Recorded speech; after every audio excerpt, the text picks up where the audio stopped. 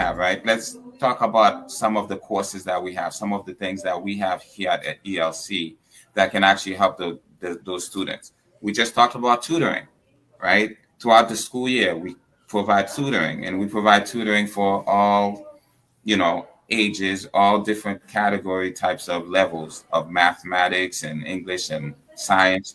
So we provide those things, whether your child is in third grade, fourth grade, elementary school, middle school, high school, we provide those tutoring and academic support, right? We also provide classes, right? During the year, we provide classes, kids that are struggling, that are having some difficulties, challenges.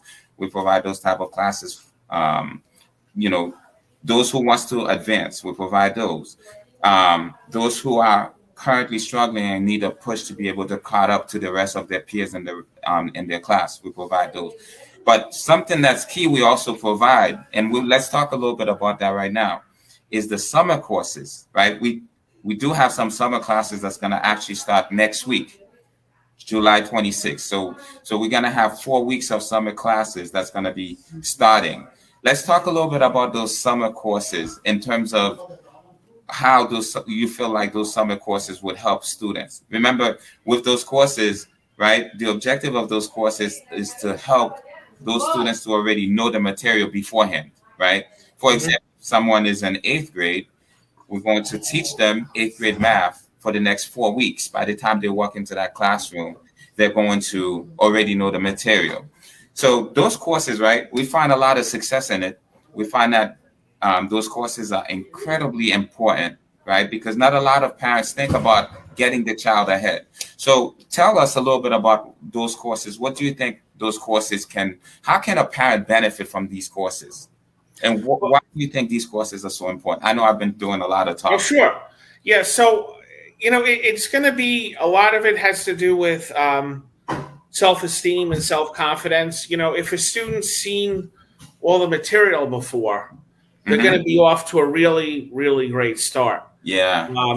Even if there's some disruption, like let's say they have a sick day in the first day of September, or 2 sick days, for something comes up, but they had this whole month prior, so they're going to be like way ahead of where they would have been. Let's say there's a class of 20. So it's like they're not missing anything.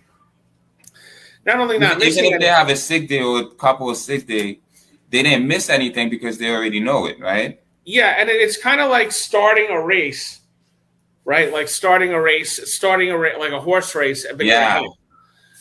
So it gives you a head start. And I like that. And it's going to, build their confidence. And then, all right, they're already a month ahead. And that's they're so true. Great. Yep. And then, that'll be strong. Whereas if they don't have that and they come in and they start the year out and they're a little behind, it certainly could affect their self-esteem, and that might decrease motivation. It's the difference between getting off to a strong start or a potentially start that isn't as good as you wanted to. And then if you're behind in the race, it's kind of a lot harder to get that motivation to study. Whereas if you're starting out, you're at the top of the class, that's going to help gain momentum.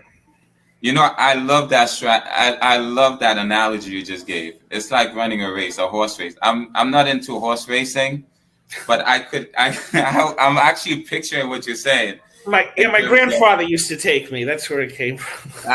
Yeah, because when you as you were saying it, I was thinking about it, right?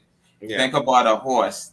All of the horses begin at the same time, right? Yeah. But if there's one that's far behind, that one is likely just gonna give up. But what if the horse didn't have to start with everybody else but already ahead? What if that horse is already half a mile ahead? What if that horse is already a quarter of a mile ahead? Then most likely that horse will actually get to the finish line and probably get to the finish line ahead, right? So, and I just love that analogy because it is so true. It's because when we prepare our students and we prepare our children ahead of the time for the race, you see, I'm using race now. When we prepare them ahead of the time for the race, And when I mean the race, we're talking about the classroom. When we prepare them ahead of the time for the classroom, by the time they walk into the classroom, right? You mentioned something about confidence. Their confidence is up, right? And they already know the material. That's something that's key too. Because there are going to be things that happen where a student will miss a day. They may miss a class, but it's not too much of a headache because they already know the material. You know, they're just really reviewing and revising it in the classroom, but they already know it.